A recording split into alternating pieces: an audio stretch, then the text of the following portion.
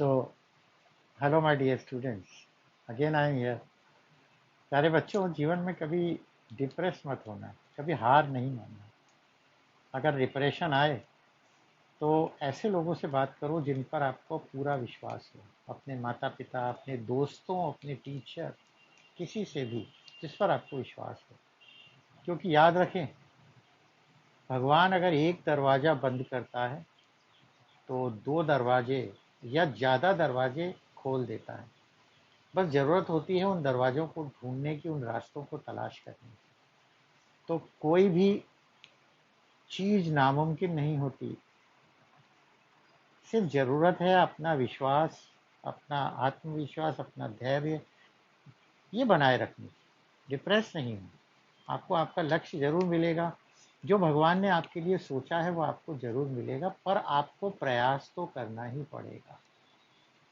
बिना प्रयास करे आपको, कहते हैं ना, नदी में उतरे बिना मोती नहीं मिलता। जब तक आप नदी के नीचे जाकर ढूंढेंगे नहीं, मोती नहीं मिलेगा। और जीवन भी यही है, संघर्षहीन जीवन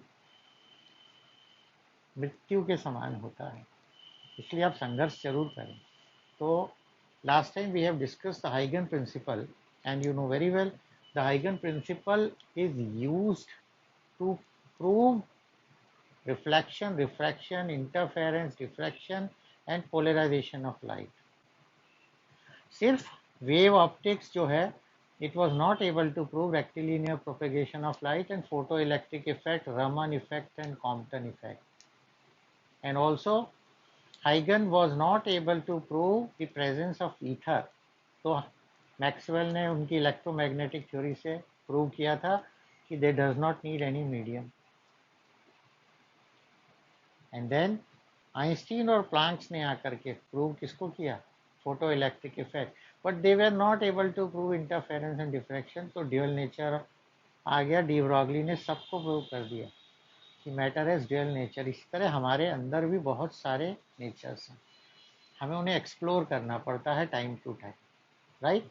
सो दिस इज माई W3 यानी वेव ऑप्टिक्स का थर्ड वीडियो है, the proof of reflection from Huygens wave theory. तो मैं आपको डायग्राम बना के बताता हूँ। कहते हैं we need a mirror first of all. देखो क्या चाहिए, यहाँ बनाता हूँ, चलो यहाँ we need a plane mirror. This is a plane mirror, M1 M2 M1 M2, this is a plane mirror.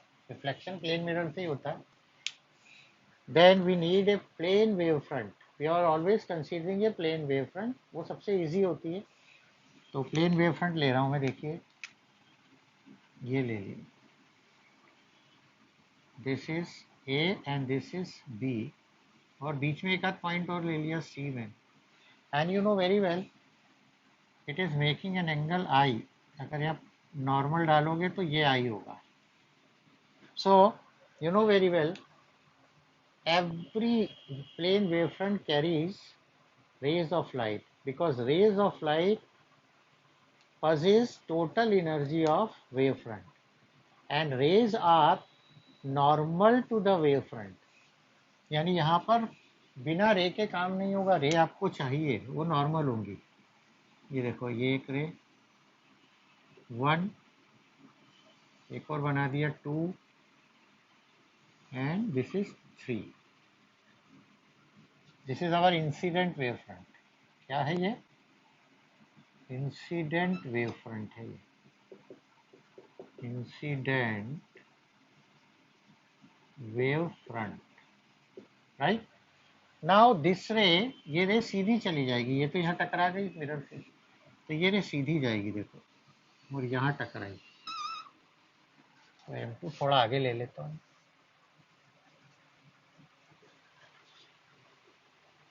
And this point is now B dash, because this was B, तो this is B dash. अब यहाँ से रे टकरा के क्या हुई, reflect, है ना।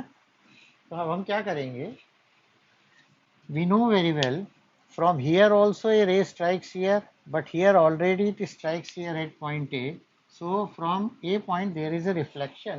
तो रिफ्लेक्शन में कितना डिस्टेंस कवर करेगी, अरे भाई जितना इसने कवर किया, So we can take our rounder with center A and radius equal to BB dash, क्योंकि time is same for everyone, तो जितना टाइम इसको मिलेगा उतना ही इसको भी मिलेगा, तो इसका भी डिस्टेंस और इसका डिस्टेंस सेम होगा. इट इज नॉट इनसाइड या आउटसाइड जाएगा. तो यहाँ हमने रखा BB डैश डिस्टेंस लिया and then we draw an arc, या आर्क बना दिया, और आर्क बना के then I draw a tangent from B dash. ये देखो इसके जैसी लग रही है ना. तो ये आपका एंगल R हो गया. This is my which wave front? This is now reflected wave front. Reflected wave front. इसको A से मिलाएंगे हम, ये tangential point. This is my A dash. यहाँ से भी रे बनाएंगे, है ना, दिख नहीं रहा होगा. यहाँ से भी रे बनाएंगे. तो ये कितनी थी 1, तो ये हो गई 1 डैश. ये कितनी थी 3, सो दिस इज 3 डैश. यहाँ से भी जाएगी रे, ये यहाँ टकराएगी पहले, और टकराने के बाद ये था. So this is my C dash and 2 dash. इसको O पॉइंट ले लिया हमने, correct. And from O I draw here A, ये नॉर्मल भी डाल दिया,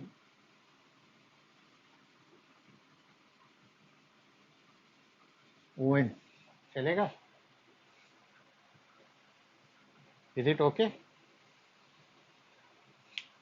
तो फिर आपको समझाता हूँ क्या हुआ, क्योंकि आप कहेंगे यार ये डायग्राम तो कुछ क्लियर नहीं हुआ, कैसे बना दिया ये सर ने. तो देखो, अगर आपको डायग्राम नहीं आता तो बनाने का तरीका है.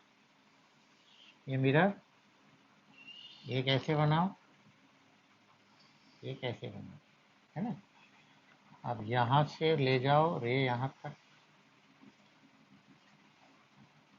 यहाँ से ले जाओ यहाँ तक. Okay. So this is my B, this is my A, this is angle I, this is another ray, ये 1 और ये 2. तो ये कौन सी हुई देखो 2 dash, and here we have A dash, this is B dash, और इसी के पैरेलल ये बना लेंगे हम, नॉर्मल है ये. This is 1 dash, and from here I draw a normal here. किसी पे भी नॉर्मल डाल दो, ये डाल दिया.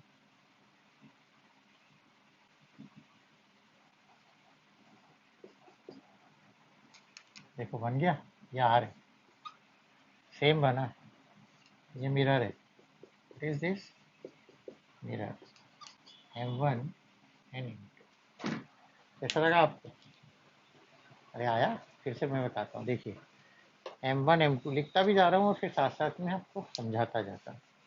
पहले कुछ कंस्ट्रक्शन कर लेते हैं, ज़्यादा नहीं करेंगे.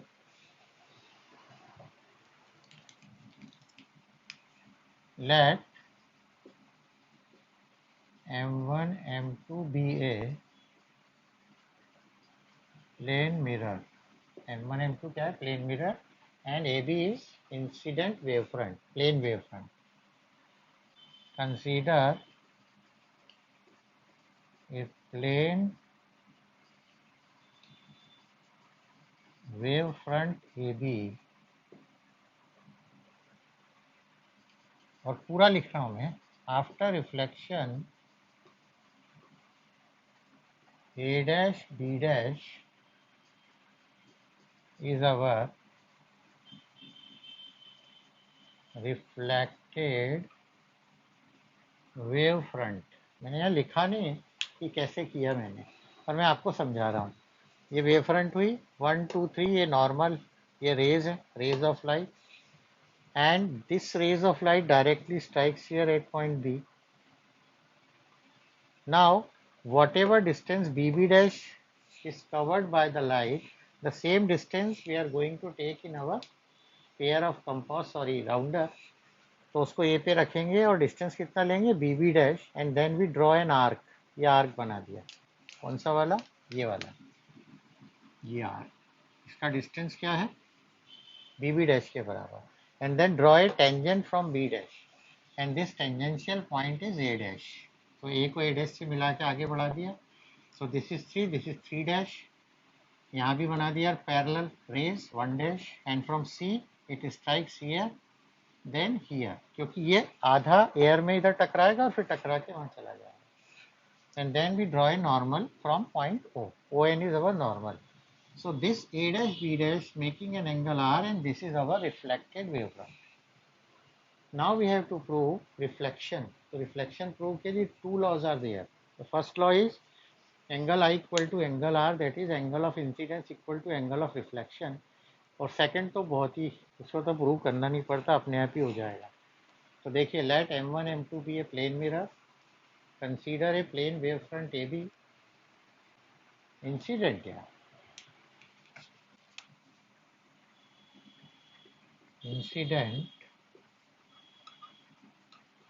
by angle I. Incident by an angle I. After reflection, A dash B dash is our reflected wavefront. तो पहले मैं फर्स्ट लॉ का प्रूफ करता हूँ. इसका प्रूफ करता हूँ first law. So number 1, proof of first law. क्या है भाई first law? Angle I equal to angle R. तो बड़ा इजी है. आप देखिए, these rays are normal, so this is 90 degree, this is also 90. It means we have two triangles. तो दिमाग वाले बच्चे क्या करते हैं, वो आई और आर ढूंढते हैं. आई का देखो, आई कहाँ है, यहाँ से यहाँ तक, मतलब बी ए बी डैश, ये ट्राइंगल बन गया, और आर इधर है, ए डैश बी डैश ए. बस ये दो राइट एंगल ट्राइंगल ले लो. 10th क्लास तो पास की है, हमें पता ही है RHS, right hypotenuse theorem. So from right triangle, पहला कौन सा था देखो, B A B dash, B A B dash, and second कौन सा था, A dash B dash A. अब इन दोनों ट्राइंगल्स को देखें अगर आप, ये और ये, तो ये वाली साइड जो है मिरर वाली, ये कॉमन साइड हो गई, यानी A B dash equal to B dash A, common side.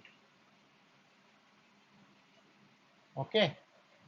और आपको याद है, यहाँ से हमने इसको आर्क बनाया था, and this distance was equal to B B dash, यानी B B dash equal to A A dash.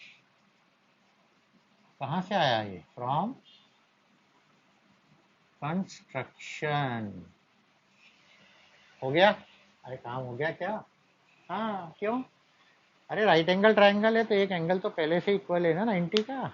And in right angle triangle, if two sides are equal, then according to right hypotenuse theorem, the two triangles are congruent. और वो congruent हो गए तो congruent triangles की सारी चीज़ें equal होती हैं, मतलब इसका एंगल आई और इसका एंगल आर अपने आप इक्वल हो गया. राइट.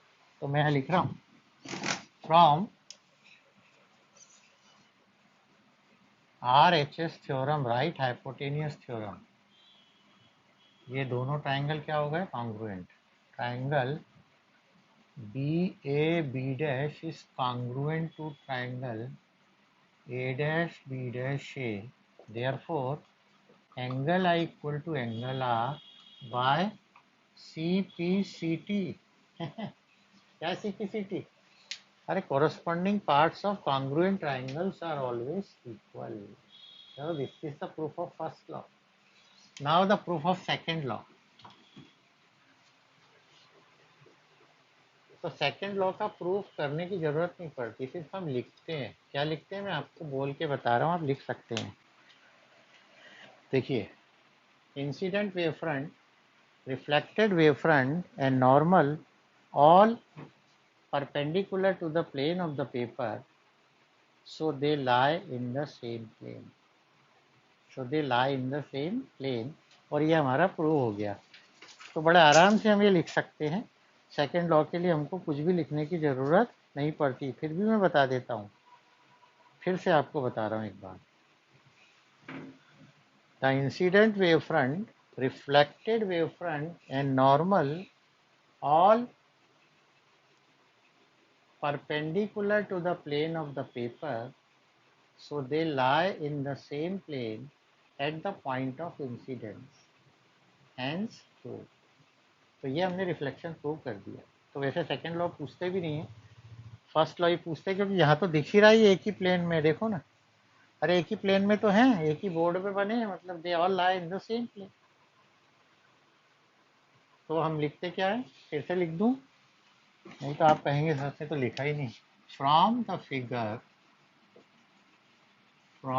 फिगर और diagram, it is clear that incident wavefront, comma, reflected wavefront